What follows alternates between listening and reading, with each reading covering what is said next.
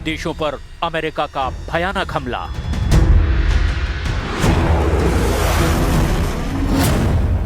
Syria पर आसमानी प्रहार, वेनेजुएला पर समुद्र से चढ़ाई।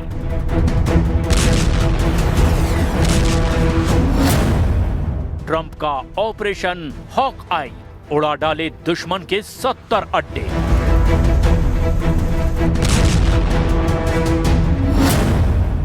ट्रंप की पुतिन को धमकी, वेनेजुएला से दूर रहना। रनवे से एक के बाद एक उड़ान भरते जंगी जेट। रात के अंधेरे में हमले के लिए उड़ान भरते हेलीकॉप्टर। अमेरिका जब हथियारों को वॉर जोन में उतारता है तब तहलका मचता है। ये सुपर पावर के भयानक हमले का ट्रेलर है, जिसमें आसमान से दनादन बम बरसता है।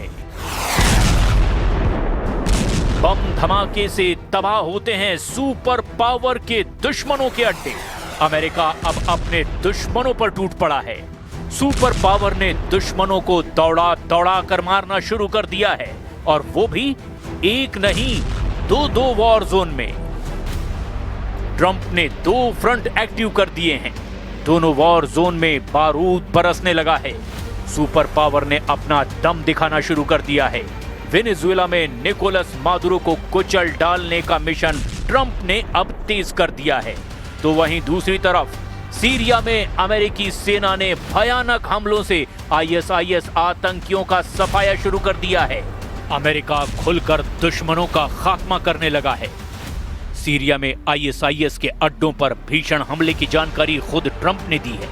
And I'm also pleased to announce that just 2 hours ago, we hit the ISIS thugs in Syria who were trying to regroup after their decimation by the Trump administration 5 years ago. We hit them hard. Syria में हवाई हमला America की central command ने किया है। America के साथ इस ऑपरेशन में जॉर्डन के जंगी जेट भी शामिल हैं। अमेरिका ने जंगी जेट F-15 ईगल और A-10 Thunderbolt ground attack aircraft के साथ में AH-64 अपाचे हेलीकॉप्टर से आईएसआईएस पर तूफानी हवाई हमला किया है। वहीं जमीनी हमले के लिए यूएस फोर्स ने हाइमार्स से आईएसआईएस के ठिकानों पर रॉकेट की बौछार कर दी है। जब अमेरिका के जंगी लड़ाके सीरिया में बारूद बरसा रहे थे, तब जॉर्डन की F-16 फाइटर और रॉकेट आर्टिलरी उनका साथ दे रही थी। अमेरिका ने दावा किया कि उसके हमले से आईएसआईएस आतंकियों को भारी नुकसान पहुंचा है। अमेरिकी रक्षा मंत्री पीट हेग्सेथ ने सोशल मीडिया पोस्ट में कहा कि सीरिया पर हमला कोई युद्ध नहीं, ये अमेरिका का बदला है। पीट से पहले ट्रंप ने भी सीरिया में अबू बकर बगदादी के लड़ाकों को कुचल डालने का ऐलान किया था। I ordered a massive strike on the terrorists that killed our 3 great patriots last week. 2 soldiers, 1 interpreter, all great people. And it was very successful. It was precision. We hit every site flawlessly. Trump ने Syria में अंजाम दिए गए हमले को operation hoc आई नाम दिया है। ये नाम इसीलिए रखा गया क्योंकि कुछ दिन पहले सीरिया में मारे गए यूएस सैनिक अमेरिका के आयोवा स्टेट से थे, जिसे हॉक आई स्टेट कहा जाता है। 13 दिसंबर को सीरिया के पालमायरा में आईएसआईएस आतंकियों ने अमेरिकी सैनिकों पर भयानक हमला किया था। आईएसआईएस के हमले में 25 साल के सर्जेंट एडगर ब्रायन टोरेस तोवार और 29 साल के सर्जेंट विलियम नाथानियल हॉवर्ड की मौत हो गई थी। इसी हमले में आयोवा नेशनल गार्ड के 3 और सैनिक घायल हुए थे। अमेरिका ने अपने कैरेबियन आइलैंड प्यूर्टो रिको पर विध्वंसक हथियारों की तैनाती भी शुरू कर दी है। यूएस एयरफोर्स के C-17 ग्लोबमास्टर और C-130 Hercules Puerto Rico airbase के रनवे पर लैंडिंग और टेक ऑफ का वीडियो अमेरिका ने रिलीज कर दिया है। अमेरिका सैन्य अड्डे पर जंगी जेट F-18 और एयरफोर्स के ऑस्प्रे विमान के साथ हैरियर जंप जेट भी पोर्ट प्यूर्टो रिको पहुंच गए हैं। इन हथियारों के साथ अमेरिका के ब्लैक हॉक हेलीकॉप्टर का बेड़ा भी बेस पर उड़ान भरता दिखाई दिया। उधर अमेरिका के हमले वेनेजुएला के समुद्री इलाकों में लगातार हो रहे हैं। ट्रंप ने ये तक कह दिया है कि वेनेजुएला से युद्ध के लिए उन्हें अमेरिकी कांग्रेस से इजाजत लेने की जरूरत भी नहीं होगी। ट्रंप ने मायरो पर हमले की टाइमिंग इतनी सीक्रेट रखी है कि वो किसी को भी इसकी भनक नहीं लगने देंगे। Mr. President, will you be seeking any authorization from Congress for any land attacks on cartels in Venezuela? For anyone? For any land attacks on drug cartels in Venezuela? I wouldn't mind telling them, but it's not a big deal. I don't have to tell them; it's been proven. But I wouldn't mind at all. I just hope they wouldn't leak it. You have people leak it. They are politicians and they leak like a sieve. But I'd have no problem doing that. उधर Trump के खतरनाक इरादों को देखते हुए Venezuela के राष्ट्रपति ने अब कोलंबिया से भी साथ आने की अपील की है। डोनाल्ड ट्रंप और वेनेजुएला के राष्ट्रपति निकोलस मादुरो की दुश्मनी दुनिया को एक और बड़े युद्ध में झोंक देगी। Si un día nuestra hermana Colombia fuera agredida, aquí estaría, sin dubitación, sin guabineo, sin vacilación, la patria venezolana en una sola, defendiendo a Colombia, abrazándola, acompañándola. Colombia y unido.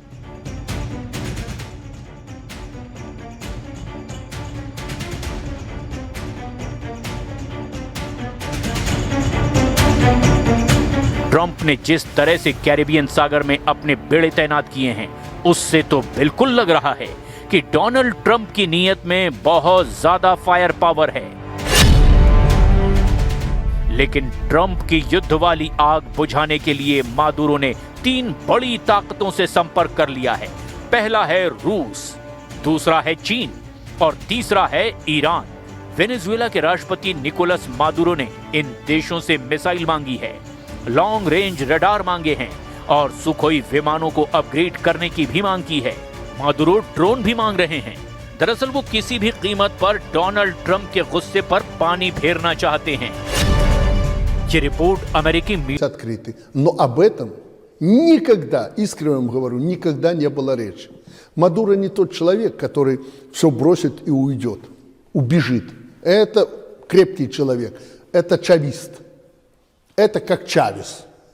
Он крепкий мужик, порядочный, вменяемый человек, с которым можно разговаривать и договариваться. कुछ ही हफ्तों पहले डोनाल्ड ट्रंप ने Venezuela पर हमला न करने की बात कही थी, लेकिन अब ट्रंप ने कैसे यू टर्न ले लिया है, ये देखकर सब हैरान हैं। ट्रंप की धमकियों को वेनेजुएला बहुत गंभीरता से ले रहा है। इसकी एक बड़ी वजह है कैरिबियन सागर में अमेरिका के जंगी जहाज। ट्रंप ने वेनेजुएला के सामने घुटने टेकने के अलावा कोई विकल्प नहीं छोड़ा है। अमेरिका दावा कर रहा है कि कैरिबियन सागर में फोर्स बढ़ाने का मकसद ड्रग्स तस्करों का नेटवर्क खत्म करना है, लेकिन कोई नासमझ ही इस बात को मानेगा कि डोनाल्ड ट्रंप एक कैरियर बैटल ग्रुप के जरिए ड्रग तस्करी को काबू करना चाहेंगे। डोनाल्ड ट्रंप की निगाहें अमेरिका से 2000 किलोमीटर दूर वेनेजुएला पर है। अमेरिका ने वेनेजुएला से युद्ध की तैयारी पूरी कर ली है। अमेरिका के सबसे खतरनाक फाइटर जेट तैयार हैं। अटैक हेलीकॉप्टर उड़ान भर रहे हैं। वेनेजुएला के समुद्री तट पर कैसे हमला होगा, इसका अभ्यास भी किया जा रहा है। डोनाल्ड ट्रंप ने वेनेजुएला को घुटनों पर लाने के लिए अपनी पूरी ताकत झोंक दी है। क्या ये इतना आसान होगा? वेनेजुएला के पश्चिम में पड़ोसी देश कोलंबिया ने भी कहा है कि ट्रंप का इरादा साफ साफ वेनेजुएला पर चढ़ाई करने का है। पुतिन ने भी कह दिया है कि अमेरिका वेनेजुएला से दूर रहे तो ही अच्छा है। वहीं अमेरिका के विदेश मंत्री ने दावा किया कि वेनेजुएला में पुतिन को लेकर कोई टेंशन वाली बात नहीं, क्योंकि वो यूक्रेन युद्ध में बिजी हैं। We're not concerned about an escalation with Russia with regards to Venezuela. We've always expected them to provide rhetorical support for the Maduro regime. I think they have their hands full in Ukraine. Putin के इन्हीं तेवरों को देखकर Maduro भी कह चुके हैं कि वो वेनेजुएला को गाजा नहीं बनने देंगे। Es el pueblo de Estados Unidos a quien me dirijo en este momento frente a estos 100 juristas de 34 países para decirle: paren la mano enloquecida de quien ordena bombardear, matar y llevar una guerra a Sudamérica, al Caribe. ¡Detengan la guerra! no a la guerra. एक दक्षिण अमेरिकी देश Venezuela को पस्त करने के चक्कर में डोनाल्ड ट्रंप से एक बहुत बड़ी गलती हो सकती है। इसे अभी से ट्रंप का कराकास प्लंडर कहा जा रहा है। डोनाल्ड ट्रंप क्या वेनेजुएला से युद्ध करके अमेरिका को दूसरे वियतनाम में फंसाने जा रहे हैं? ऐसे बहुत से सवाल हैं जो इस वक्त अमेरिका की इस नेवल कमांडो टीम के जहन में भी घूम रहे होंगे। फास्ट बोट पर सवार ये सैनिक अमेरिका के स्पेशल फोर्स का हिस्सा हैं। इनका काम होता है दुश्मन के इलाके में घुसकर उसे खत्म करना या फिर इलाके पर कब्जा जमाना। M240 मीडियम मशीन गन के साथ में अमेरिका के स्टील कमांडो बता रहे हैं कि कैसे वो वेनेजुएला के खिलाफ एक बड़े युद्ध के लिए तैयार हो चुके हैं। कैरेबियन सागर में ड्रग तस्करों को खत्म करने की आड़ में अब वेनेजुएला डोनाल्ड ट्रंप का प्राइम टारगेट बन चुका है। इन इरादों के पीछे तेल का खेल बताया जा रहा है।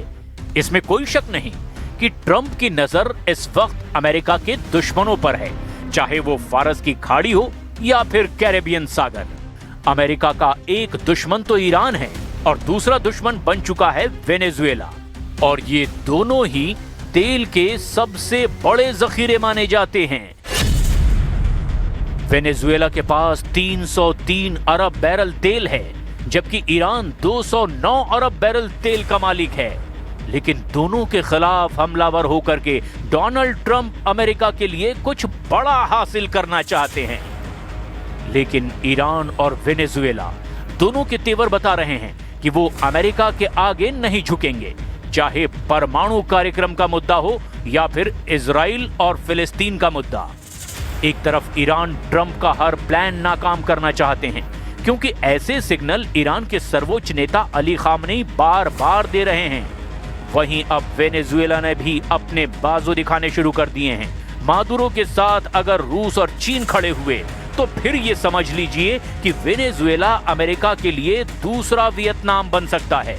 वेनेजुएला भी साफ साफ जाहिर कर चुका है कि उसने अमेरिका की दादागिरी की रिपोर्ट मॉस्को और बीजिंग तक पहुंचा दी है।